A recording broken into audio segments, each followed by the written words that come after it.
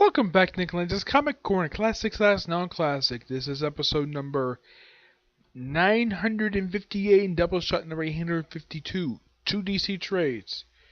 First up, it is Green Arrow Volume 9 Outbreak, written by Benjamin Percy. Yes, the guy who was the first writer for Green Arrow, the most recent volume of the series. Yeah, he actually started with the previous volume with issue 41. Did it for 12 issues before the series was started number 1. As a matter of fact, he was actually one of two writers who actually sticked with the book they were basically given prior to Rebirth. Do you know the other one was, believe it or not? Dan Abnett and Aquaman. Yes, just by sheer coincidence, it's been like that. Yep. This book contains Green Arrow, Volume 5, issues 48 to 52, and the Green Arrow, and of course, there's a sneak preview of the Green Arrow Rebirth issue. Okay, the thing starts off with the Green Arrow Annual, which I initially thought the last annual for Green Arrow, prior to this annual coming out a few years ago, was published back in 2000. I was wrong. The last annual prior to this one coming out was published back in 1995. Yep, so this was the first annual for Green Arrow in 20 years. Yeah, it was part of that year one stuff, which was really good. I enjoy year one for the annuals. Really good. Yep, the whole thing with this one, it's a Halloween issue because it came in October. Yep. And it's just basically Green Arrow and Miko going trick-or-treating. Why not? And of course, this annual sets up the first of two arcs basically explored in these last 6 issues. Yep. Also, I've got to point this out though. During when Ben Percy started this run, he gave Green Arrow a new costume. I don't know why. He just, did. And it is one of the most weirdest costumes I have ever seen. Okay. Yeah. Here's a good look at his costume. Okay. So apparently he has the artist who basically is Patrick Zurcher and Simon Kurowski, he's given him back kind of his Valkyrie goatee. That's what it looks like. And I should point out though, this Green Arrow outfit has a symbol on it. Now, I initially saw this again. It's been a while since I've read these issues, but Green Arrow's outfit has never had a logo on it. He's not Batman or Superman or Wonder Woman. He doesn't need a logo on his frickin' chest. And yeah, for some reason, the art style was a good idea. Though they kept the hood on him, which was nice. I like the fact they kept that there. And his boots look pretty much the same as they were. Yeah, that's one thing interesting about his boots. His boots have never changed. Yeah, basically they got redesigned thanks to basically the relaunch of New 52 back in 2011. And this is what his outfit looks like currently. Let's get a good look at his costume. Yeah, this right. Let's see. Let's get a look at his boots. Yeah, they actually show his boots off in here, and I at least gotta say they actually look pretty damn good.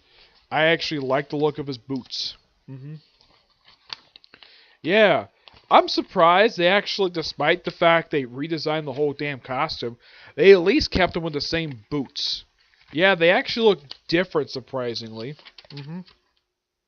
Yeah, let's see if I can find some artistic things in here. Let's see if I can...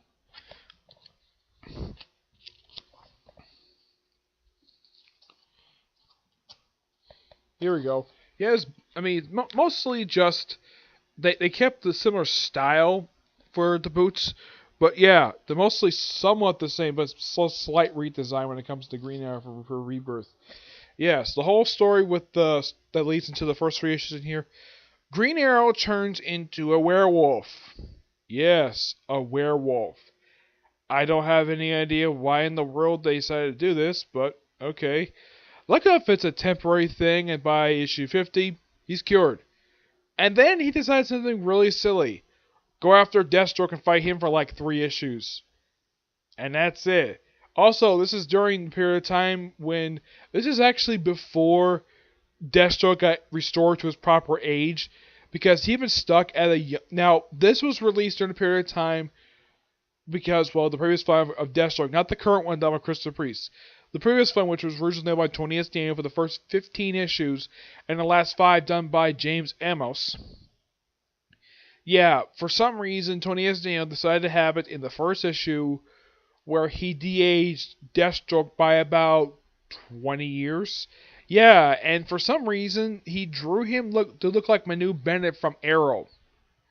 Yeah, I have no idea why, but yeah, he did. That was one of the most weirdest things related to the character, was they have him look like that. Okay, here's a better look at the costume. I mean, look at this costume. This is costume like a little ceiling on him. I mean, look, he's got like an armband, a partial gauntlet, and yeah, this is basically his outfit he wore for these 12 issues. Yep.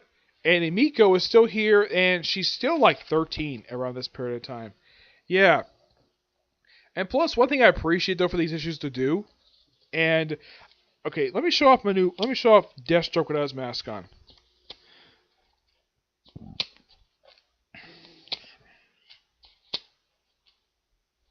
I guess it's not here. Yeah, there was one thing I was actually surprised to see this, the fact that Ben Percy decided to throw this in here because, well, why not? I guess for some reason he thought this was a good idea. I don't mind it either. I mean, it's one thing that this particular vehicle of Green Arrows has not been seen in some time. Yeah, I think that like the last official time this was seen was back in, I think it was in Volume 3. Yeah. This is apparently the aeroplane. Yes. Those who know what the heck this is sort of a modern update of this particular vehicle. This is actually believe it or not, one of two vehicles that Green Arrow had, because at the time when he made his debut, he was sort of a slight Batman ripoff, though he basically took a lot of inspiration from frickin' Robin Hood. Yeah, he took a lot of inspiration from Robin to basically in design and the fact Robin from rich feeding the poor. Yeah, basically Green Arrow is noteworthy for basically more ripping off Robin Hood than Batman. Some people have saw him as sort of a Batman light, but he's not like that at all. Yeah. The thing ends with him basically standing strong, possibly somewhere, but nope, because we had Rebirth coming right after this. Like, less than a month after these, well, right after this we had DC Rebirth, which surprisingly did not feature Green Arrow at all. Yeah. Though it is something, though, this book managed to retain its writer. Yeah, well, all the rest of the books basically DC published prior to Rebirth starting, with the exception of this book and Aquaman, all the rest of the books changed writers. Every single book.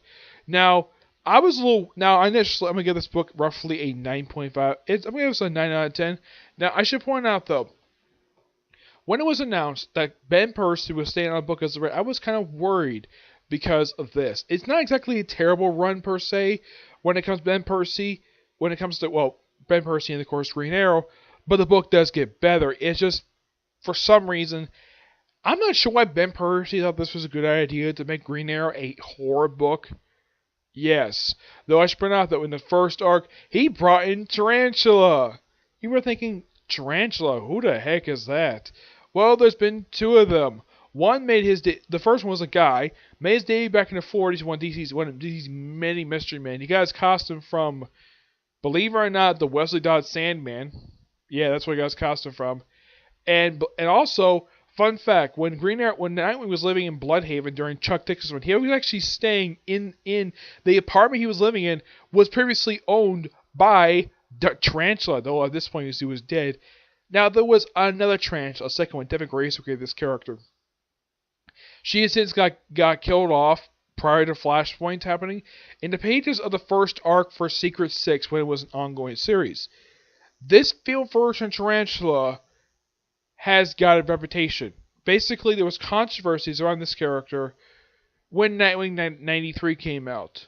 Those of you who never read it, this is the issue where this female tarantula raped Nightwing. Yes, the woman who raped Nightwing shows up in Green Arrow for one arc, and she shows up in the annual, and that's the last you see of the character. Yep, she doesn't do anything. It's something, though, she shows up in the damn book, but yeah. It's something. Doesn't go any. Yeah, and also for some reason they have Green Arrow hook up her as a girlfriend for some reason, and at least she's not like, well, a negative version. She's basically not written the same way that Devin Grayson wrote her, where she's basically vindictive and manipulative, and she's basically egging Nightwing out for some sex. Yeah, thank God for that. That would have been kind of stupid. hmm Actually, she's not in the anime, but yeah, she's actually in the previous arc. That actually came before this, but the book does get better. But it's something I actually found this at Always. I got this for like $5.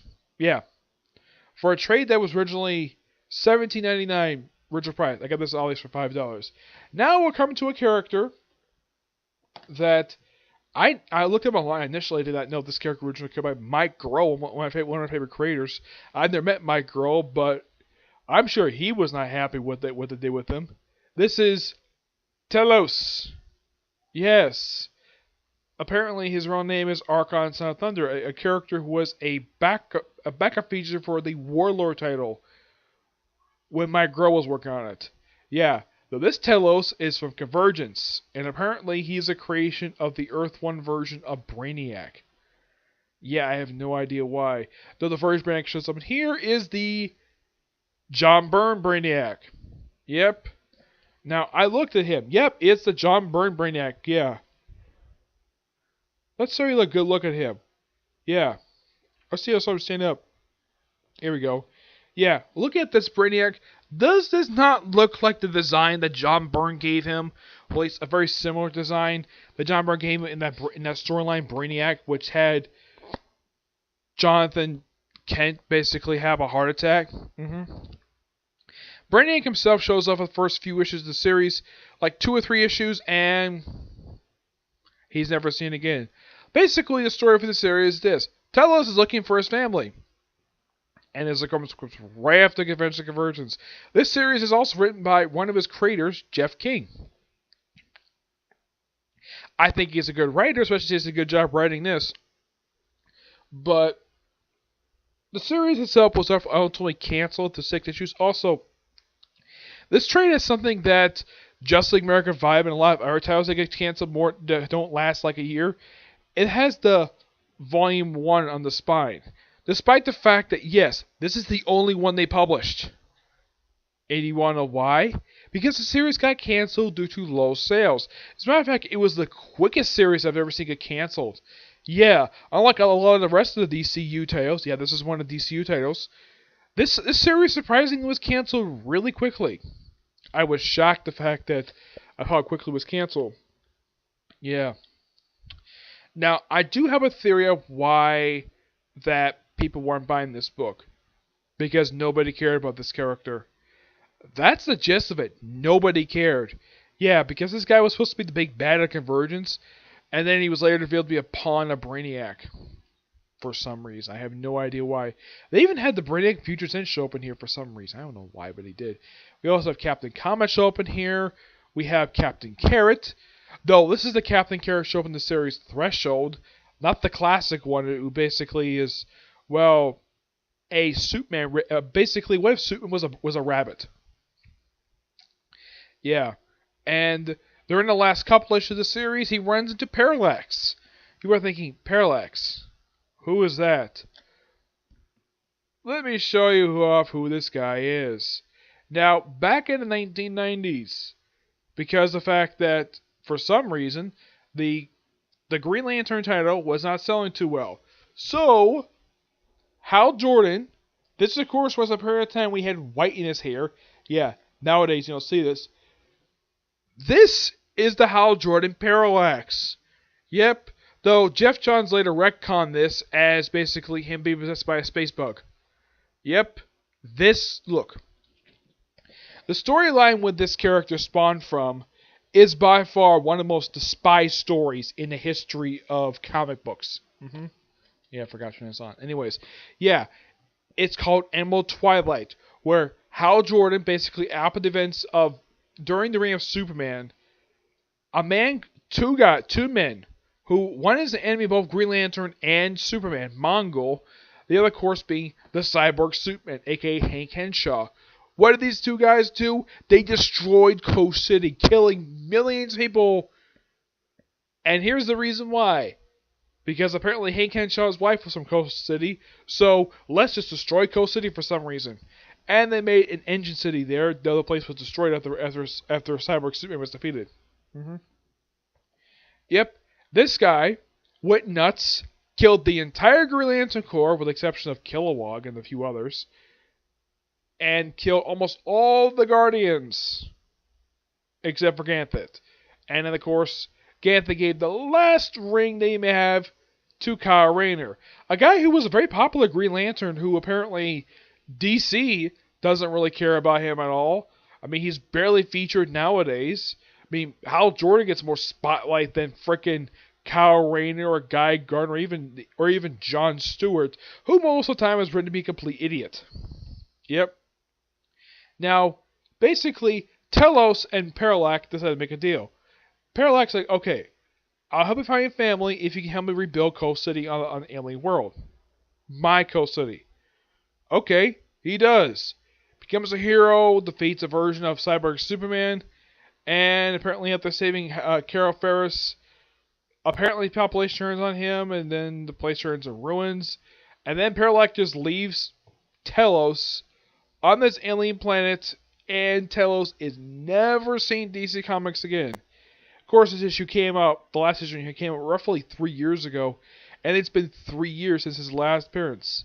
Now, those of you curious, actually about 4 years. Those of you curious though, where did Parallax go right after this?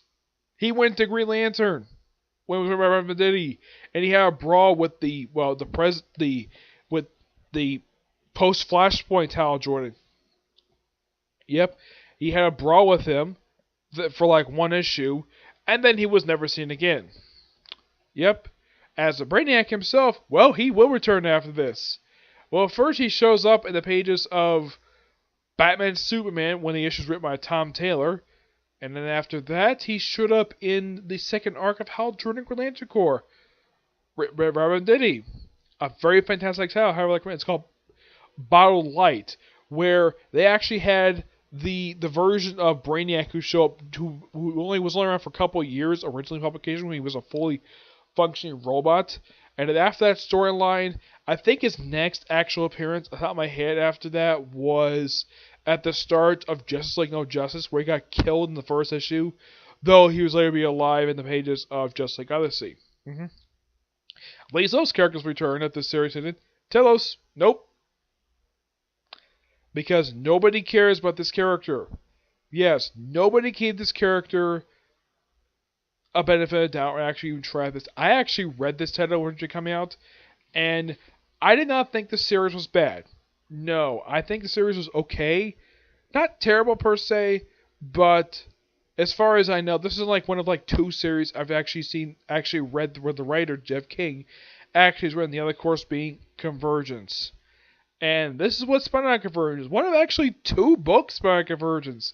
You know what the other one was, believe it or not? Superman, Lois and Clark. That series was actually well received and beloved. This series was ignored. Yep, it was ignored, though somehow it managed to last 6 issues. And it ended off on a cliffhanger. I don't think the story was ever properly concluded. It just abruptly ends the 6 issues, which just tells stranded alien planets, and the story goes nowhere. Though I do appreciate Jeff King doing some nods to Convergence in here, which that's quite nice. Yeah, and that's pretty much it when it comes to this particular book. The artwork for pretty much the entire series is done by 3 different artists. It is basically Carla Palition, Stefan Savaya, and Igor Benito. The cover art is done by Stefan Savaya and Elmore Santos. Yeah, I'm not sure what it's not listed what Elmore Santos does on here. Yeah. But one thing that's a high point for this series is the artwork. It's really good. I even love the font. It's very similar to that Convergence. I mean, Convergence, that's one thing nice you can say about Convergence. They had a good font for its logo and fantastic artwork. It just was a series that was very mixedly received. I mean, the main event got mixed reviews, but the tie-ins, oh boy, people basically fell in love with the tie-ins so much that they loved them more than the main event. It's one of those cases where the tie-in is actually better than the main event. I can kind of agree with that. Yes. My friend Tibia loves the tie-ins. Matter of fact, yeah, I think he owns like a couple of the trades that collect the tie-ins. One of whom happens to be the series written by Dan Jurgens and worked by Lee Weeks. Of course, that series led to the Superman, Lois and Clark series. Yeah, I'm gonna give this book roughly I'm gonna give it an 8.5 out of 10. It's good, but man, I'm just surprised that I kind of cared about Telos because I was curious whether the characters were going to go up to Convergence, but apparently like nobody else cared, so let's just axe his title after 6 issues because nobody cared. Now, Archon Son of Thunder, that's basically what this character is. Yeah, it's basically in story he's created by the Earth One Brainiac, but that's basically who this guy is, and actually explore his backstory in here. I'm like, he's going through space looking for his family. Okay, why not go back to Earth to find your frickin' family, Telos? Why do you have to go to space for? It makes no sense. Also, there's a character called Computo in here. They also have a character from Legion of Superheroes pop up in here. Yeah, I was surprised these guys. This guy was part of the I think it's part of the Fearsome. I think it's called the Fearsome Five. Yeah, they're a group of Legion of Superheroes villains. I was shocked to see this guy, and apparently he runs this prison. Yeah, here he is. Yeah, this is a guy from Legion of Superheroes who usually is a pet of Emerald Empress. Yeah, I was so surprised. Like, oh yeah, and they also have Computo, a character who's also Computo is also something from Legion Superheroes. I have no idea why they threw him in here for, but they did. It's particularly very weird. But yeah, so that's particularly it for this particular review. I have no other videos planned for today. Tomorrow I have 3 planned. Review the newest episode of Black Clover, the newest episode of One Punch Man. The Black Clover is also going to be the newest shot in the manga, and Fairy Tail, hopefully. Okay, but see you next view. Bye.